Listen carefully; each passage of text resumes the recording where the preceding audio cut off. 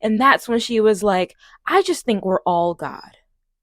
I am God, and you're God too.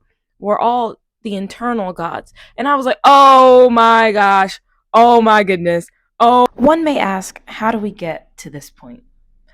Let's start at the beginning. Hi, another day, another mistake made. God gave me a blessing, turn my voice into a weapon, yeah. Anytime you see me, my smile gleaming, ain't no stressing, yeah. I know that it's Wednesday, but we treat it like the weekend.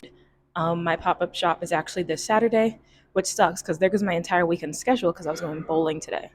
My train comes in 30 minutes. It gets to the station at 3:40. My time slot is at 6, and it takes 2 hours to get there. If you do the math, it's called late. And I'm misdirectionally challenged, so it takes me like 3 wrong subway rides. Yeah, yeah, we're gonna be extra hot and mysterious because we have to in the city. And this time I brought a coat.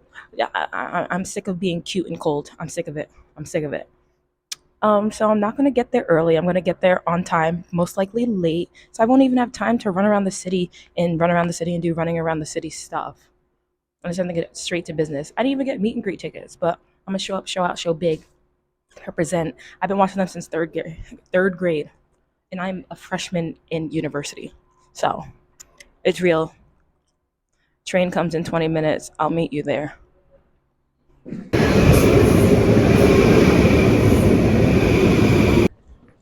Bro, we made it to the train, and honestly, I'm sorry if the audio sounds like a little dookie in a cup. I'm raw dogging this whole situation, so I gotta use my phone for navigation and to listen to music. But I gotta go to 34th Street, so I know I have to exit 33rd. But I can't even carry on with you because I need navigation, and I gotta listen to my music because I'm on my Central C wave, bro. I'm on UK drill wave, and I need it. So I'll meet you when I'm at the subway. Y'all, I survived the walk to the station. Yay to raw dogging it. Honestly, who needs instructions? How many stops do I have to ride till I get off? I don't even know. But we made it. Train comes in 4 minutes. That's a new record. So I'm proud of myself. Anyways, I want to resume my music. It's actually kind of is the mic on? It's actually kind of weird vlogging, but I can actually hold the microphone now, so the audio won't be literal toots in a bucket. I'm doing it. I'm doing it. What if I go there and like Danny's there and he's like, "Do you have a YouTube channel too?" And I'm gonna be like, "No, I'm just a TikToker." Okay, I'll see you after this train ride, I guess.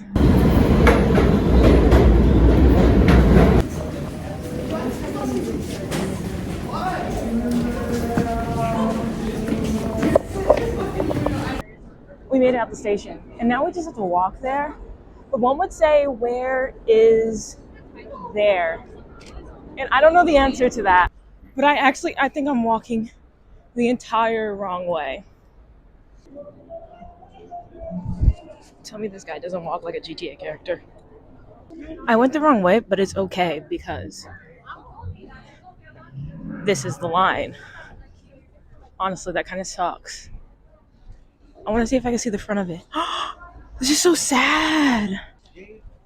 Bro, I'm like a whole block away from where I'm supposed to be, but it's cool. It's cool. It's fine. It's fine. We're okay. We're cool. We made it. We made it accidentally. Bro, I suck at telling stories, so I'm going to do my best. Okay, so I get to the K&J pop-up shop. There's a security guard in line, and he's like, anyone behind me, they're not letting in. Like K&J C, they left. Blah blah blah. It's 5 o'clock, and I had my ticket for 6 to 7, so I was like, oh, that's crazy. I guess I'll just come back tomorrow.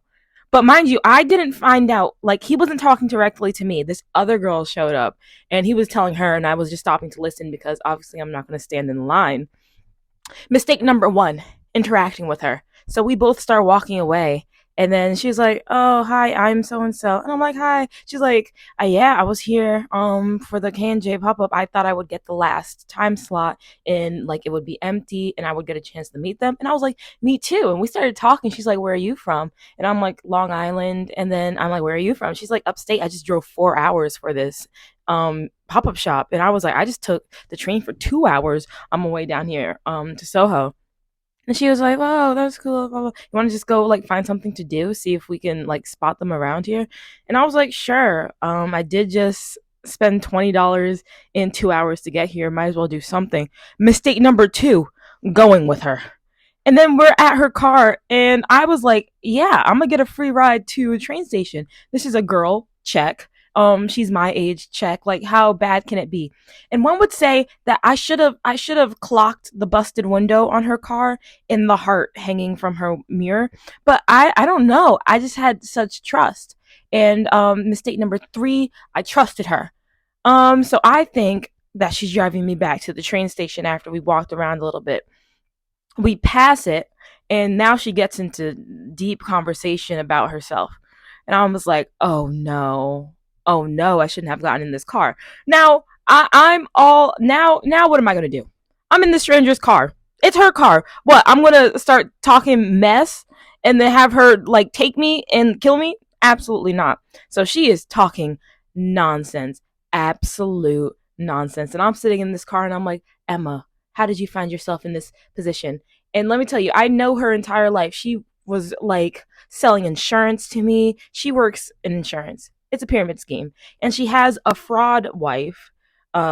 She married her best friend to reap the benefits, the insurance benefits of that. Except she doesn't like her best friend now. And the way she was describing her best friend makes me think she was black and that I would be the replacement for her. And I was like, oh no.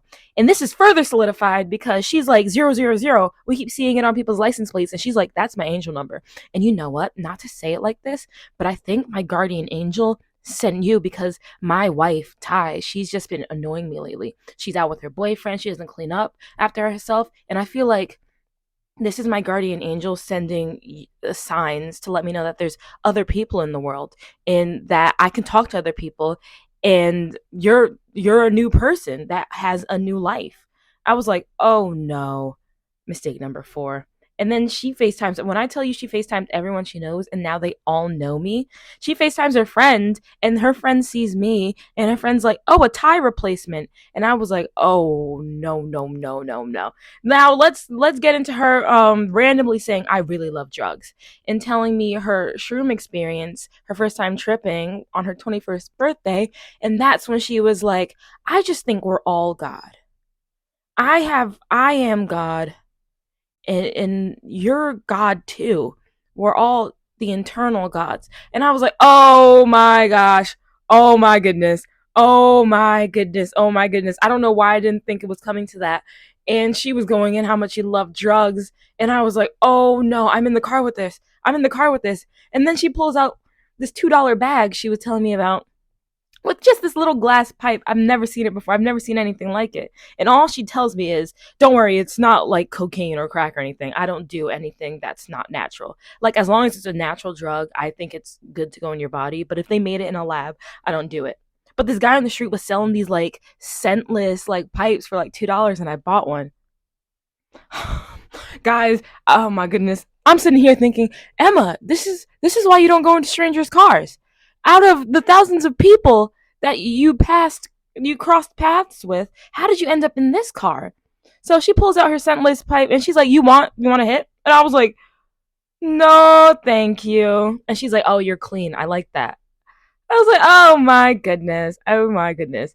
And then yeah, we drove past my train station and she takes me to the Statue of Liberty to smoke whatever she was smoking. And then she talks about how she reunited with her long lost brother 2 days before. And then I met him. It's so weird. I haven't talked to him and I keep forgetting to talk to him. And then in the car, she FaceTimed her mom, and then her mom met me, and she's like, "That's such a pretty girl. Make sure you ladies are being safe because I don't want you getting kidnapped. You know what's crazy in New York City?" I was like, "Oh my gosh, oh my goodness." Oh, so that's the drug part and like the scary monster part. But now I have to get into the racist part. She was like, um, I I only know enough about this area, like in the city, because I had an Arab boyfriend. And she's like, "Have you ever come across the Arabs here?" And I was like, "Oh my goodness." One, I lucked out that she just happened to not be racist against black people. And I was like, she's about to say something insane. She's about to say something insane. I'm in this girl's car and I can't even do anything about it. Or I might literally die today. And she's like, yeah, he used to beat me. He wanted me to stay home while he just worked. And he thought he could beat me into it. But Obviously, it doesn't work like that. And I was like, oh, that's so sad. That's so terrible. And then she goes on and starts riffing, just riffing. She's like, yeah, so now I have Arab trauma. She's like, oh, she turns down the music because she has subwoofers in her car. And she's like, do you hear Arab music? And I was like, this girl has a phobia of brown people. And she looks, and the guy is brown, and she looks in the car and she's like, I should just mess with him. I was like, oh my goodness, what is this? Isn't real. This isn't a real experience. And she's going, and then this Asian guy drives by and she's like, "Oh, the second group of people I like the least." And I was like, "What?" She's like, "Yeah, I can't stand the Asians and the Arabs." She's like, "But I really love the Japanese because they're just so smart, you know, and I'm in insurance and I do business and I can only do insurance with American clients and Japanese clients, and I love the Japanese, such good people." I was like, "Oh my gosh. What is this? What is this?" Reckless driver. I should have gotten that from her banged up car, but I guess I was blind and quirky and cool and fun, and I must have been on something myself because I kept following this girl around. Not like I had much of a choice, mind you, because I was in her car going who knows where. We passed my train station like 3 times. Yeah, reckless driver. I can feel it because I was in the car. Her windows were so tinted. I don't know how she could see where we were going because I couldn't. And we also couldn't roll one of the windows down because it was busted. The window on my side. Yes, and she was talking about how she loves getting tickets in New Jersey, and she was talking about her first reckless driving ticket in New York and how she had to pay so much money, but she doesn't have to pay so much money in New Jersey, so she hates getting tickets. And I was like, "How are you getting tickets? What?" Yeah, she gets like tickets once a week. And I was like, I'm in the car with this girl who's actively smoking like 3 different things, mind you. She's got the glass pipe, she's got her vape, she's got a dab pen. Yeah, and then oh, this is after the Kian and JC pop-up shop. So I would like them to know she then went and found their hotel, drove us to their hotel, went into their hotel to then book a room, and then walked around the stores around the hotel in hopes to find them. And then we were supposed to meet up again today to start over, see if we can get to the pop up shop early enough. And I was like, she literally sucked the fun out of it. I've been watching Keenan JC for 10 years, but I'm too scared to go to the pop up shop today in case she is there. I just have to miss out on this experience. So I stayed home. Yeah, she was like, we can try again tomorrow, go super early, like 8 a.m. I was like, oh, and we can wait in line then.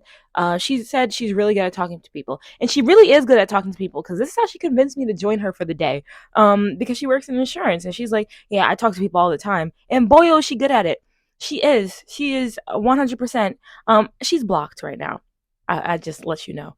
Hopefully she'll never find me again, but I'm hiding. In my dorm.